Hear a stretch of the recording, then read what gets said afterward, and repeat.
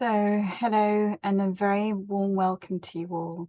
My name is Calvinda Shields. I'm the Assistant Dean of Graduate Research in the Faculty of Business and Economics.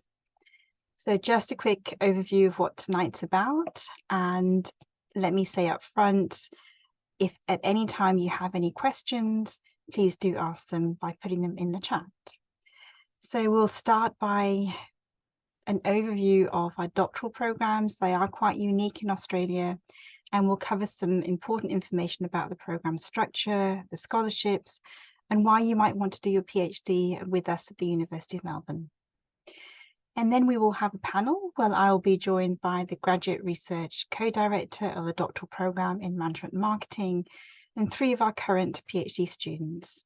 3 departments: Management Marketing, Decision Risk and Financial Sciences, and Finance. And we will engage in a panel discussion where they will discuss their experience of the doctoral program. So as I said, if you have any questions, there'll be time at the end, but feel free to write any questions, any comments throughout the whole session, and we will get back to you during this webinar. So before I start, as with any important meeting in Australia, let's start by acknowledging the Wurundjeri Woi-wurrung people. They are the traditional owners of the unceded land on which the Parkville campus stands. So that's where the main campus is at the University of Melbourne.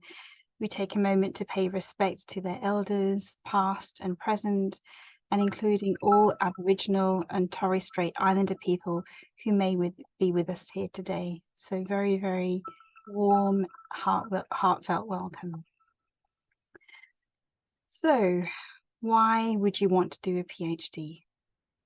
So before I start why you might want to do a PhD and what the doctoral programs here are like, let me just sort of start my discussion, my presentation by saying upfront that our PhD program and our graduate research students are very important to us.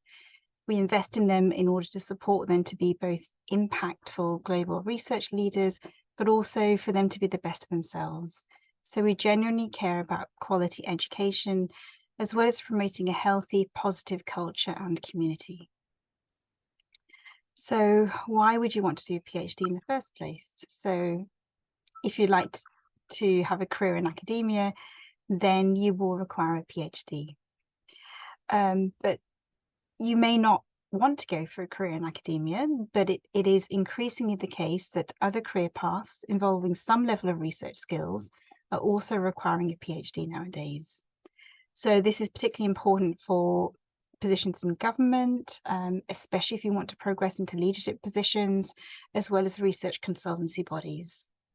But our doctoral programs are quite unique and quite valuable because they have 2 years of advanced level coursework, and these 2 years will give you a very solid foundation for your career, but also you'll have all the skills that come from doing a thesis, from creative and independent thinking to knowing how to conduct analyses to written and oral communication, etc. But it is a commitment, so it's something that you really need to think about. It is 5 to 5.5 years of your life, and it's important to note that just because you like and are good at coursework, it doesn't necessarily mean that you will enjoy research. And so it's not always an easy transition, but we do support you as much as we can in that transition, and especially through the coursework where the first year is sort of core skills, core knowledge, and the second year we start to transition you into the research phase. So you really have an idea whether you are comfortable in that environment. Of course, there's no guarantee of an academic job at the end, although our programs are designed to prepare you for academic careers, and particularly so that you are internationally competitive also. And you'll see some of our placements later that you can see where they have been placed internationally. And finally, it's just really important to note that this is a competitive process here, and we have a limited number of places. We do fund them, and so if you are interested in here, do take time to prepare your application and just give yourself the best possible chance. Okay, so I was talking a little bit about the programs designed to for graduate students who are internationally competitive, and here's just a few of our recent graduates in terms of their first placements. So we have Booth School of Business, the University of Chicago, Tilburg School of Management, AGC Business, Paris Business School, University of Manchester, Oxford, and Warwick. So these students don't only come from Department of Marketing and Management, they are from accounting, from economics, from finance, from etc., etc. So actuarial studies, and we have 8 disciplines, in fact, in the faculty. And so, but in general, you will find in Australia, Melbourne staff and alumni actually make up quite a significant network of global leaders, influencers, innovators, and our alumni include Governor Generals, former Prime Ministers of Australia, Nobel laureates, and a number of Olympic medalists as well. So quite a broad range of excellence. So let's talk about the PhD program and a bit about the structure and the kind of support that you will expect to receive if you undertake the program. So as an overview, as I mentioned earlier, the doctoral program includes 2 additional years of coursework to the standard Australian 3-year PhD research degree. The first year is a full year of training in the core subjects, and the second year you advance into narrow fields of study which are more suitable to your area of interest, which you will probably start to identify by the end of the first year. It's the premier program, not only because of its placements, because it was a pioneer program.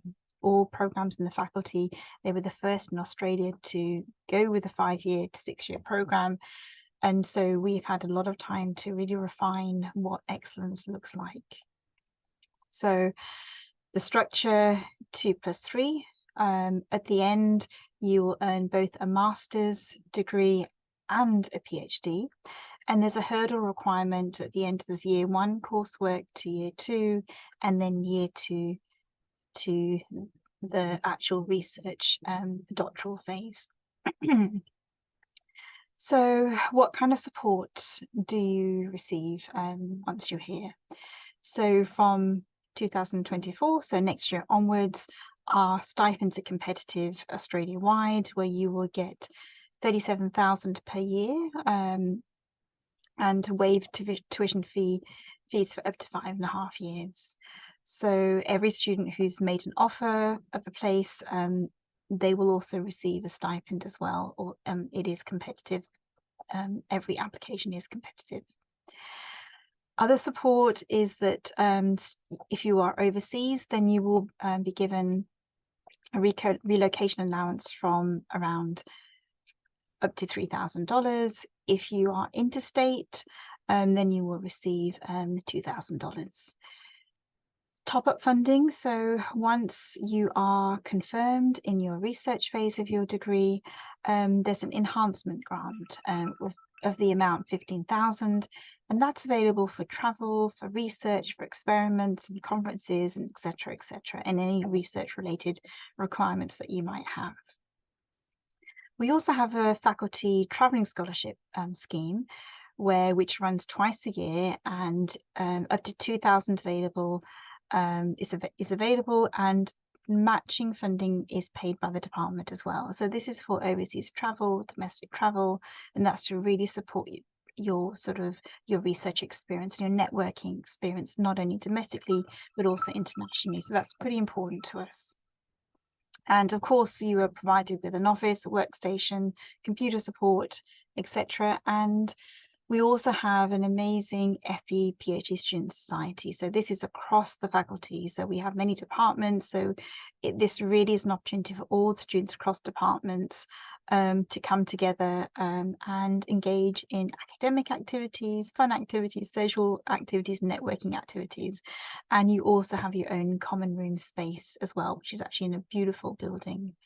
So that's the kind of support structure that you will receive when you're here. So why choose Melbourne? So just looking at 2023 data, it's still these are the facts on the right hand side of your screen.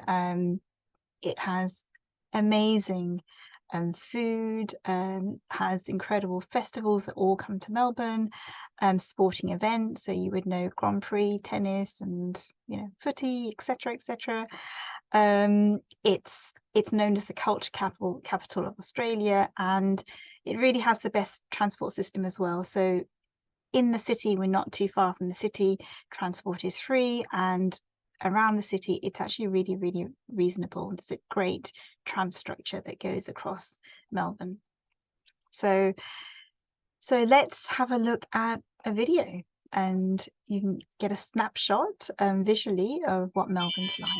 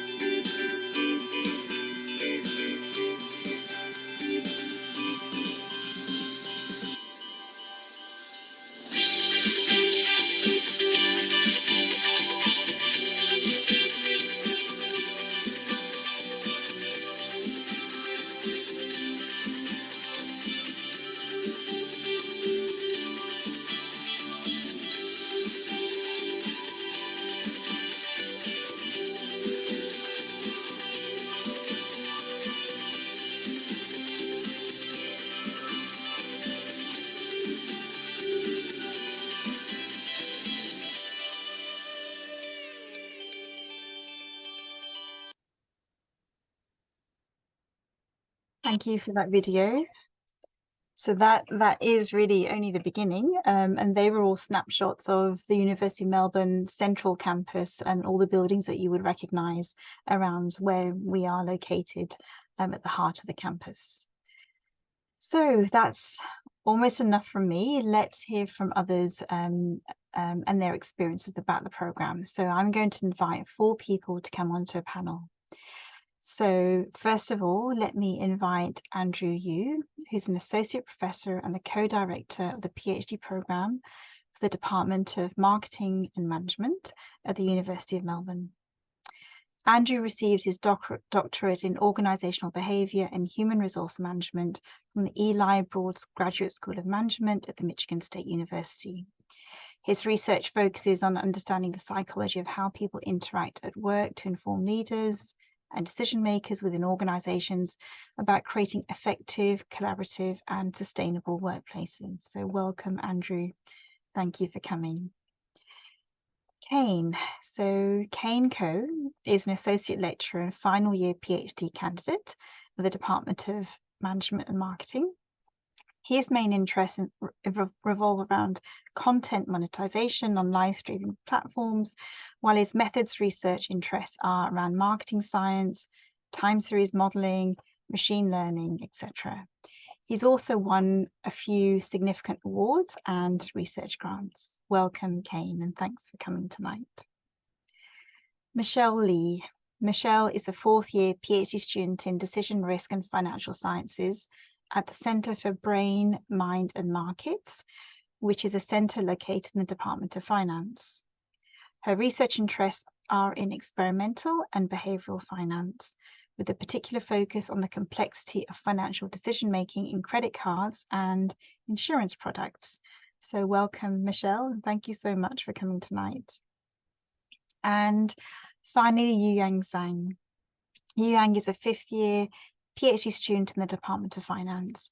Her research interests are in empirical corporate finance and corporate governance, and she's focusing on the impact of corporate insiders on ESG practices. She actually worked in corporate banking before pursuing her PhD, so that's an interesting transition, Yu-Yang. So welcome, Yu-Yang, and welcome to you all. So let me start with Andrew. So Andrew, why should someone who's considering a PhD in management marketing select the University of Melbourne as their destination? Well, Calvinder, that's a very good question to lead off with. As you've stated, we do have this very unique 5-year program in Australia. So students enter the program and they get training at the advanced doctoral level. So you're not just taking regular master's subjects, but you're actually getting advanced training. And this allows students to kind of figure out what their specific research interests are and develop their dissertation topics. So in our department, which is very similar to the other departments in the faculty, we provide a lot of opportunity to work with different academics just throughout the coursework stage before they enter their PhD specific research. So what this does is allows you as applicants and students to figure out which supervisor may be the best match to help you develop in your PhD journey. And so finally, as you've mentioned, our graduates have gone on to take on great academic positions at top universities.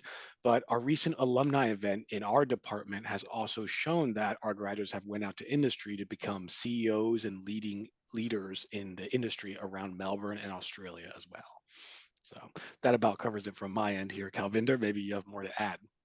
Yeah, thanks, Andrea. I forgot to say earlier that if you want to know where our students have been placed going back to 2017, you can go to the website that you'll see at the end of the presentation, and hopefully, yeah, see how they're placed in academia and industry and government, and that will give their first placements as well. So thanks, Andrew. So Andrew, can you talk a little bit about the support structure that you offer students in your doctoral program? And I think that's something of interest for all students coming here. Yeah, that's definitely something similar that's offered throughout all the departments that I've seen in our faculty. So our program is very similar in that a lot of the supervisors have regular meetings with their students. And this is just to make sure that all the students are on track so that we can keep providing guidance when needed throughout each student's PhD training. So our department also hosts a lot of brown bag sessions, which give students the opportunity to learn things beyond just their formal coursework. So, for example, we've had various guest speakers come and present from international universities about their specific research topics, which enhances our students' learning for different, maybe research topics within their field. And then this year, the most exciting session for myself and also from the feedback from the students was learning about all the difficulties and even the worst failures that some of our professors have gone through in their careers. So there's also a very strong sense of community between not just the academics and the students, but also between all the students.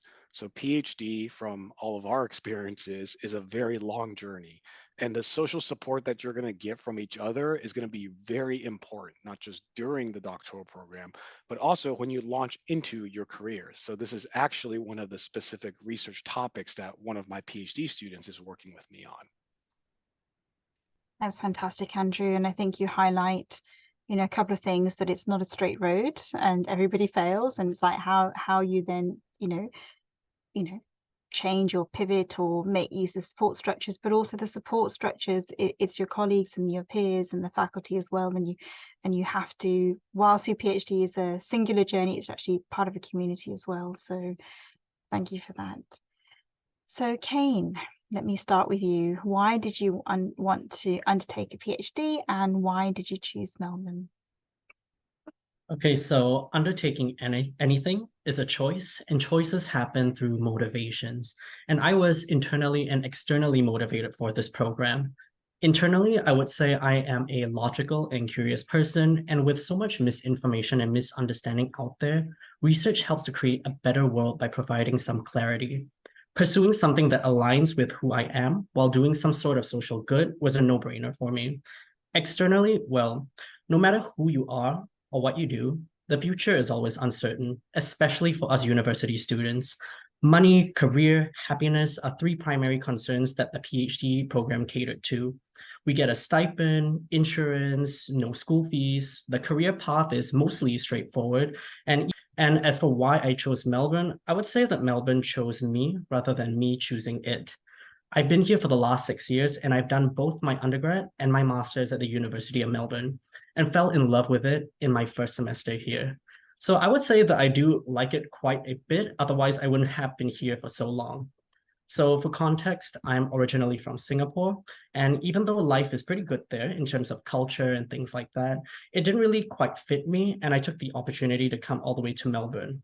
And I think the most important thing for me over here is that there is a cocktail of cultures and everyone seems to prioritize work-life balance. And that's super important when it comes to a PhD or anything beyond a PhD, to be honest.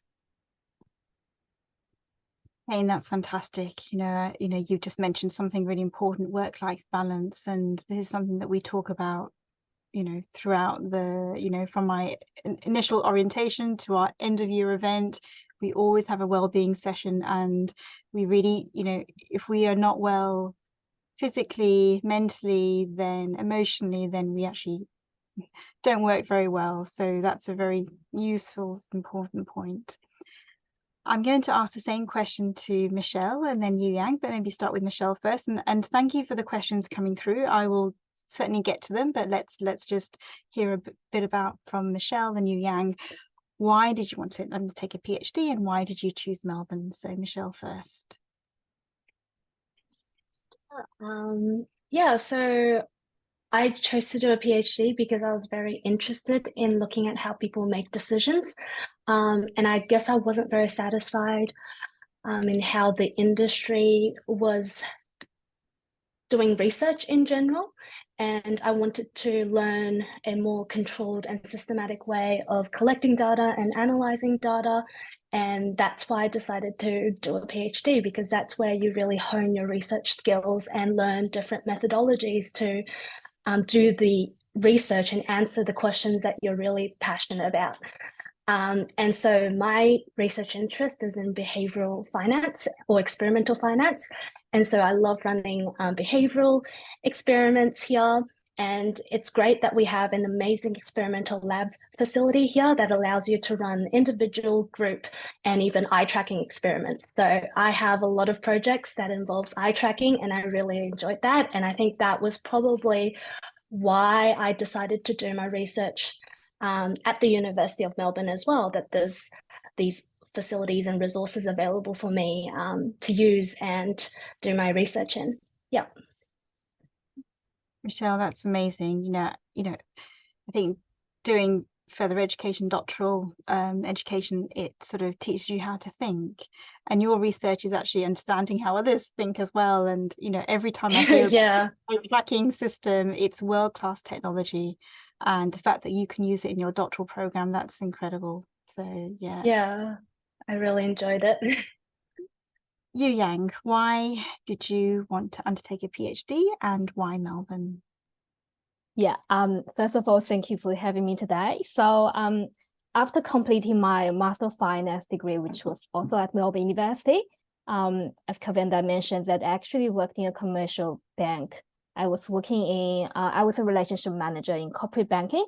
So in my work, I realized that there were lots of rule of thumb for people to use in the everyday decision making. But I was very curious about why this will work. And sometimes it don't work. Why it doesn't work? So I want to study what's the mechanism behind, and also are these rules empirically correct? And doing academic research, and naturally a PhD seems to be an excellent way to fulfill such curiosity.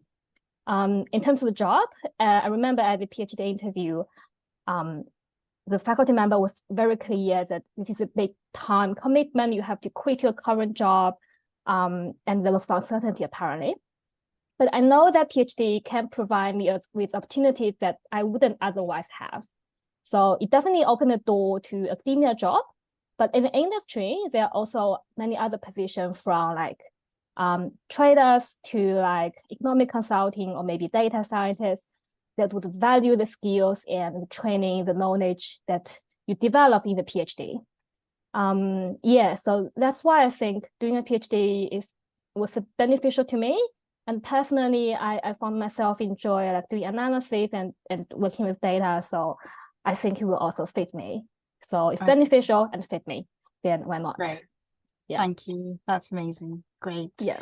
So I'm going to ask you each one more question, but I'm just going to address a question to Andrew that's come through. So Andrew, first question, are applicants from a non-business background welcome to apply? Yeah, that's a interesting question that I think a lot of applicants do kind of have coming in. So there's no specific criteria that's saying you have to have, for example, a marketing degree or a management degree like in operations or international business.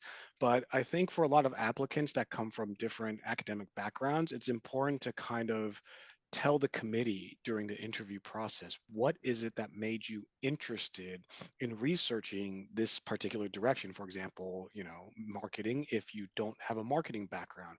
I actually came from an economics background, and I've transitioned all the way over to studying psychology in the workplace. So it is completely possible. It really should be driven by what you're curious to kind of explore. Okay, great. That's a fantastic answer. Thanks, Andrew. Okay, Kane, for a couple of minutes, can you tell us a bit more about your experience completing the 2-year coursework program? Because it is unusual for Australia. And then how did this coursework prepare you for the PhD and shape your research?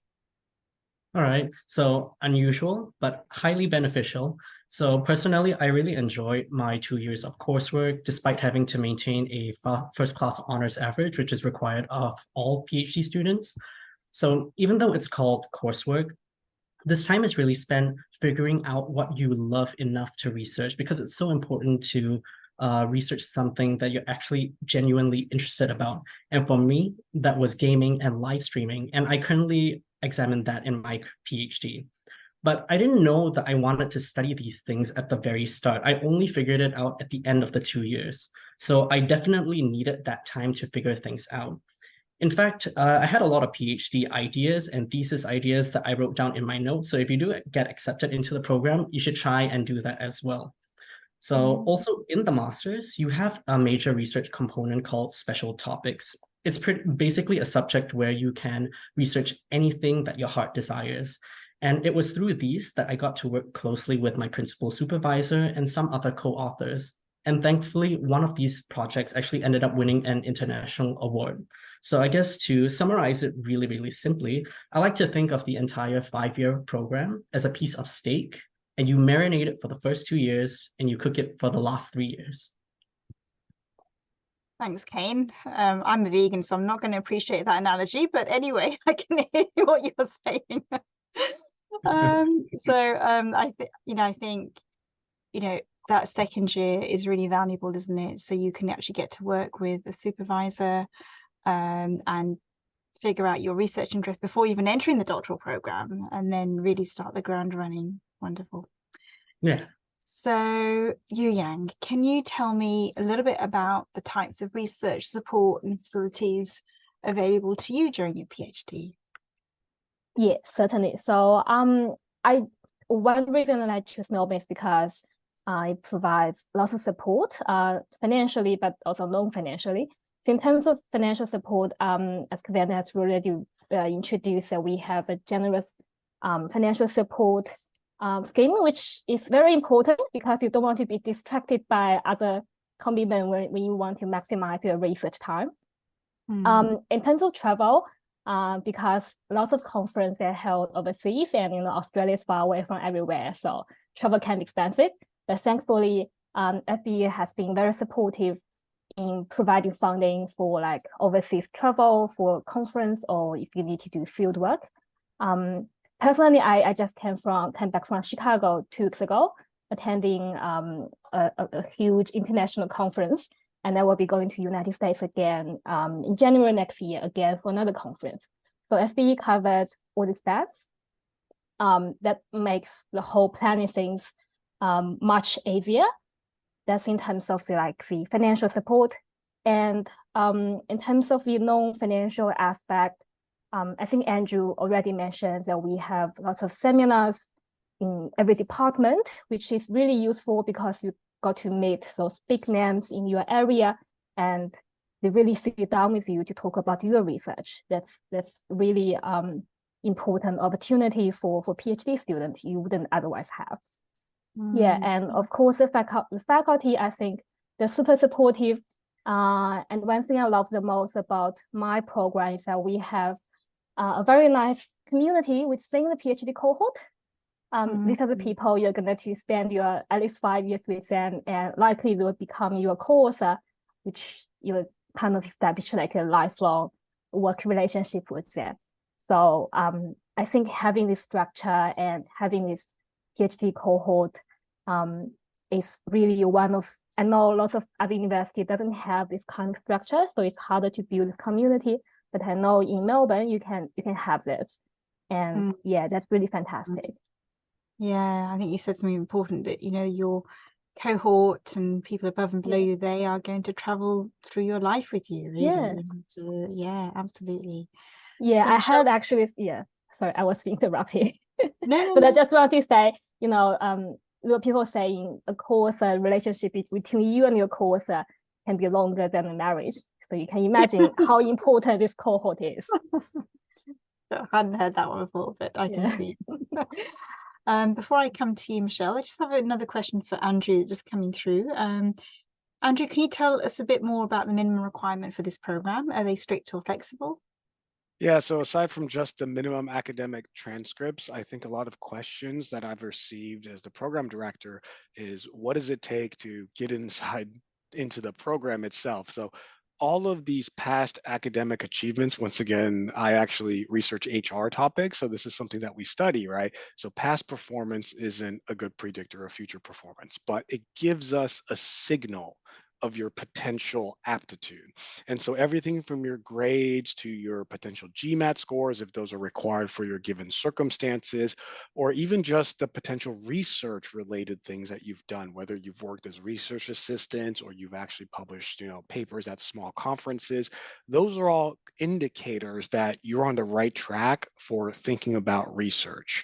And thinking about research, it's really this big change from, as once economics professor told me, from being a knowledge consumer into a knowledge creator. And so that transition is so hard. And as a committee as we're interviewing each of our applicants, we're really looking for indications that someone has the potential to make that transition and be able to think critically at a higher level.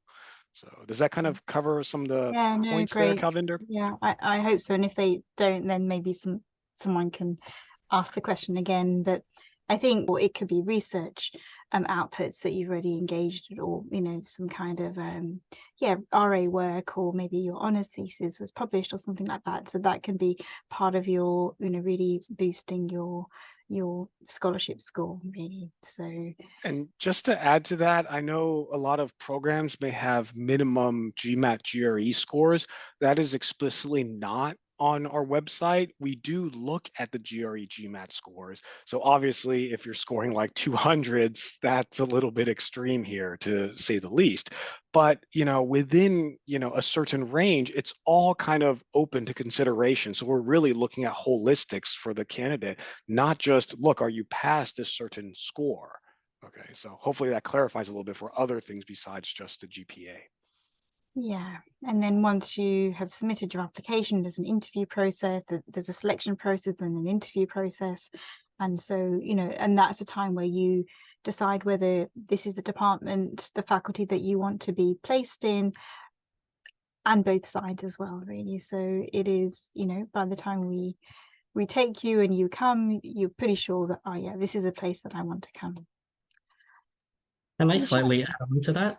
I can actually attest to everything that they're saying. I barely made the cutoff as an applicant, but what really sold my application was what I knew and how I displayed that in an interview. So that should be more what you should concentrate on rather than the actual cutoff itself. Exactly.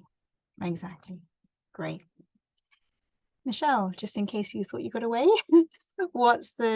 can you tell us a little bit about the social and research culture, the culture here in Melbourne, and what kind of support do you receive from your supervisors and the department also? So I'd like you to talk a bit about the culture. Yep. So in terms of the social culture here at Melbourne, we do have a PhD student society here. So currently I'm the president for that student society. that just got reinstated this year because of COVID. And Calvinda and your team has been a great support for helping us reinstate this entire student society. And we managed to run probably about 5 events so far since we started in May. So there is a lot of social support here for PhD students, not just within your department, but also within the whole faculty here. So across the different departments that sit within this FBE faculty. And so, and we do plan to run more events, both social and academic events in the future. And so there is a lot more to come to this. And I guess the idea or the objective of our society is to foster this interdepartmental interactions, because sometimes you probably just want a fresh air from people who are outside of your department, so you can think outside of the box sometimes as well. So it's a great way to kind of create new research ideas and collaborate with people from different departments as well. And so that's kind of the social aspect here at Melbourne. And then in terms of the research support, we do have a lot of support for both from the faculty as well as from the university as well. So if you need any coding support, there's a lot of workshops that teaches you how to do R, Python, MATLAB, for example. And there's also a lot of writing focused workshops as well, such as Shut Up and Write. And then within departments, they also have their own brown bags, as well as PhD brown bags and journal clubs sometimes as well. So there's a lot of support that you can get academically here. And then lastly, what support that I get from my supervisor? Well, my main supervisor, Carson, is super supportive. I do have weekly catch-ups with him to touch base on my research progress. So that's been really, really helpful. And that started since I started my PhD program. So you get to have weekly catch-ups right from the start of your program. And that's been super helpful in solidifying all my project ideas and really getting me on track of my research. And I guess one of the most important part of your PhD is getting the a good supervisor that works for you. Otherwise, your journey wouldn't be great, I guess. So that's kind of my take of the research and social culture here in Melbourne. That's great, Michelle. Thank you. And thank you for being such a powerful support for, creating the community that we would like at Melbourne. And I think, we care about excellence in education and research, but we are always asking ourselves what creates a very healthy and positive culture. And, in a sense, the students are telling us that also. And so we are always responding. So, and Michelle has been an important part of that response. Yes, I'm going to ask you one more question each, and there's no more questions coming through at the moment, but there will be just 2 minutes each, and then we'll have time for questions at the end. So Kane, Michelle, and Yu Yang, they're clearly challenges when completing a PhD. So how have you got through those challenges? I'll go first. I'll just go with 2 challenges so I don't steal any of the others.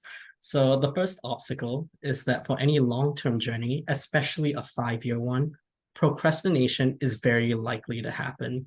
And this is something I'm sure we can all relate to, regardless if you do a PhD or not. For me, the solution to procrastination is motivation, and I like to feel like I'm in control, so I always have a to-do list on my phone. I always update my calendar, and I'm also very generous with the time that I can use to procrastinate, because I do that a lot sometimes. And the second obstacle, and I think the most important thing for everyone, is balancing personal, social, and work life. I love road tripping with my friends, engaging with social media, going to the gym, and playing video games. And a lot of people ask me how I even have time, considering that I also do full-time study and part-time work. And the answer is very simple. I don't have time. I make it. No matter how busy you are, you shouldn't ever have to sacrifice too much of different parts of your life for the sake of your PhD. Some people do, but they end up getting too burnt out, and that's one feeling that you really want to avoid. Great. That's really amazing response. Yu Yang. Yeah, I actually joined the program in July 2019. And that means when after my first semester and COVID, this whole thing just began. And that was a big interruption to me. So after 2 years coursework, I faced this confirmation, basically, which will qualify you into a PhD as a PhD candidate. And I found it was hard to find the topics that you have to find the topic that is big enough to make a contribution to literature, but small enough so that it's doable. So that was a challenge I was facing. And because everything was online back then, so it was a bit hard to talk to people and interact with academics and also your fellow students. But I found the program coordinator of my program, Gary, who is now my principal supervisor. He was super supportive by the time. He encouraged me to explore ideas, even when some of the ideas are very rough. And he also made suggestions about which faculty member I should talk to. And when I was speaking to these faculty members, they were not just asking me questions or challenge me, which naturally they will ask you questions, but that help you to refine your argument analysis. But more importantly, they really help me to think about solutions and make very practical and very doable suggestions. I think this kind of support is really important for especially at the early stage of the PhD research. Yeah. So Right. yeah. Yeah, because it does take time, doesn't it? Yeah, It it does took a take very time. long time and can be difficult, but once you pass the confirmation, I believe you'll Yeah. become much more confident. Yeah. Yeah. And then, as I said, and the faculty, the department, they are here to support you, Yeah. Don't invest so much in PhD students and say, do what you want, Yeah. We're here to support you.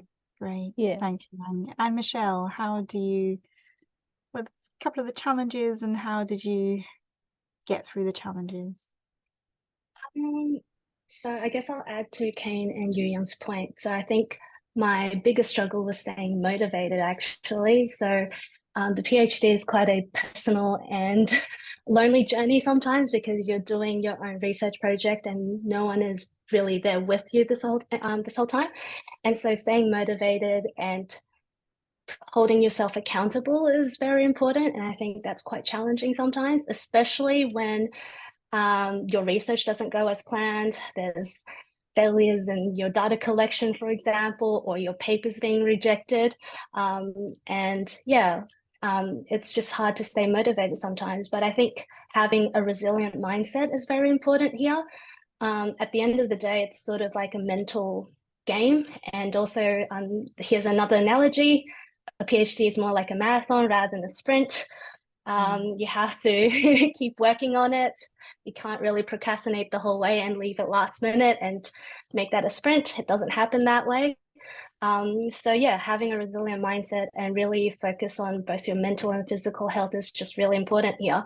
Like at the end of the day, everyone can do research, but whether or not you can actually finish it and complete it is another thing. So for me it was And on your emotional and mental resilience. Really good. I just thank you for being, all of you, just so honest, really. I think it's heartening to know that things don't always go to plan, and there are failures and there are rejections, there are disheartenments. So it's like, what's your support structure and how can you keep that balance to run the marathon? Okay, so Andrew, is there anything that you would like to add to any of that before we go to the next part, the questions and things? Sure. I'll just prime the 3 students and see if they have anything to add to this, and I'll give them a little bit of time to think about it while I add my own thoughts here. So the question that we often ask a lot of the job candidates that are coming into our department is, what do you wish you knew before you entered a PhD program, to help our students get a sense of what they could potentially be thinking about before starting on their journey? And so from my own experiences, it's well over a decade now since I started this process, is the number one thing that really comes to mind is this phrase, do what works for you. Is that you'll hear so many stories of other people's successes, but just because they were successful doesn't mean that their path is your path, right? So you take what you can and you learn along the way from so many different people. And that's what all of the academics are really here to help you do, to find your strengths so that you can figure out the direction that you want to go as an independent researcher. And so the other analogy, which I'll give credit to Michelle for priming this thinking for me, is that I always explain this to the PhD students. You need to think about PhD training as a toolbox, and you're trying to fill that toolbox with as many different tools as possible. And so, for lack of a better word, for empirical people, we'll take the most basic analogy here of regression analyses. If you've been trained in just regressions, then in your toolbox, you have a hammer. Every single problem is going to look like a nail. So you want to broaden that toolbox as much as possible so that you have a lot of different perspectives to approach the same research question that you would be interested in doing. So those are kind of my takeaways that are my favorites to talk to younger students about. I'll open it up to the other 3 students and see if they have anything that they wish they really knew before entering the PhD program. If you don't mind, I can go first. Yeah, so I wish I knew how to do more methods because look, with research, there is a common thread. Phenomenons are easy to find, statistics are easy to find, literature is easy to find. Understanding every single method is not possible for any researcher. You focus on a particular method to understand your phenomenon. And sometimes what is expected in journals is a lot more complicated than what you already know or what you have learned. So finding ways to bridge that gap is, I wish I knew how to do that better at the start of my PhD. Because I did still have some statistical knowledge and stuff like that, but they were good for understanding, but they weren't good for executing what I actually needed. I think, you know, I think the coursework sort of goes to some way to help to bridge that back, you know, that gap. But I think in academia, you always feel, oh, I don't know enough as well, really. And I think my thing is, you know what you know, you don't know everything, but you're open to learning. So that's my sort of thing too. Thanks, Kane. Michelle, any comment to add to that? Yeah, so I think for me, there's 2 things.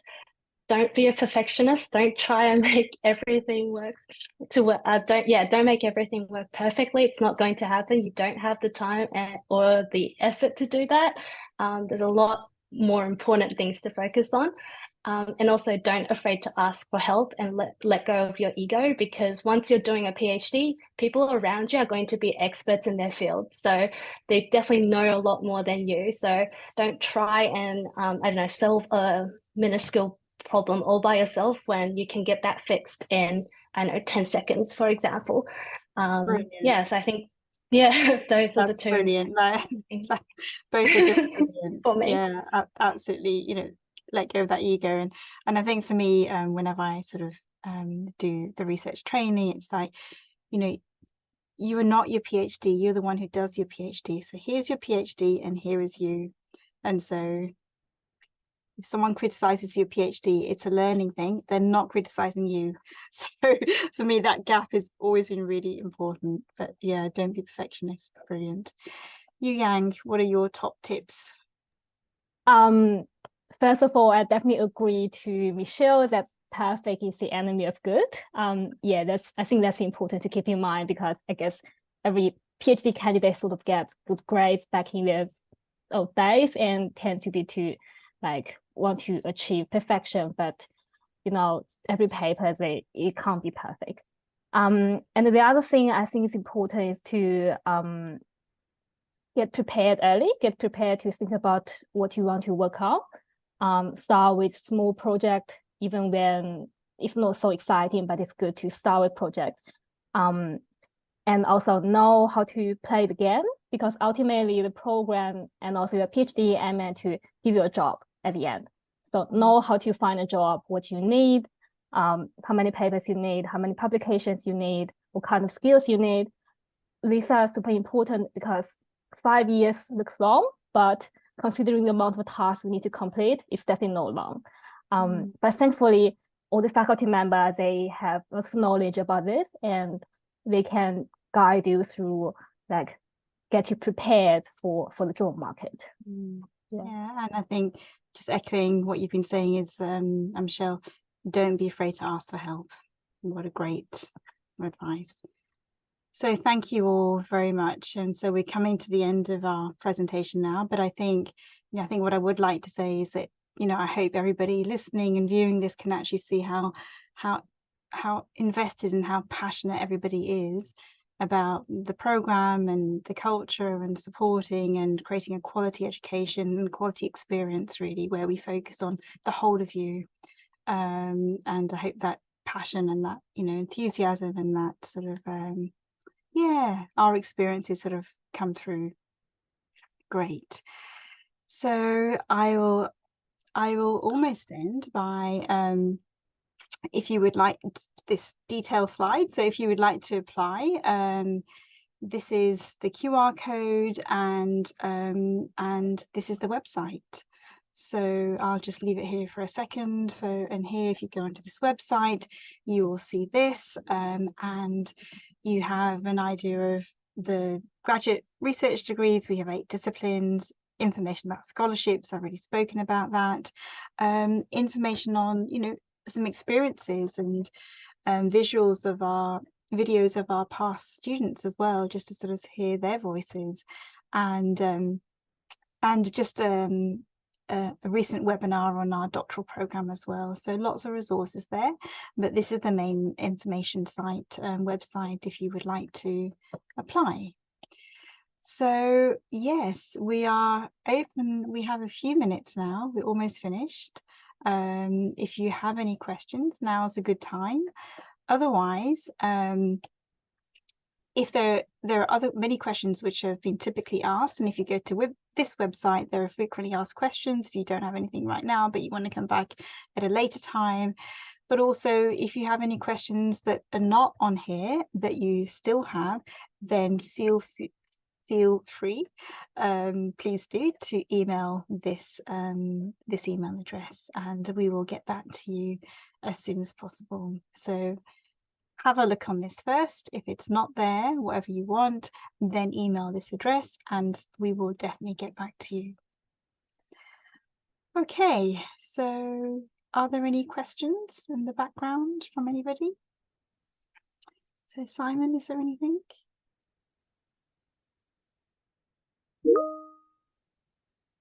All right. So it means that the background team, there's 3 of them, they are answering all your questions. So if there's nothing for the audience, so for the panel or for me, then we will close the session and wish you good day, good evening, good night, good morning, and we will hope to receive your application if you're interested in our programs. Okay. Bye.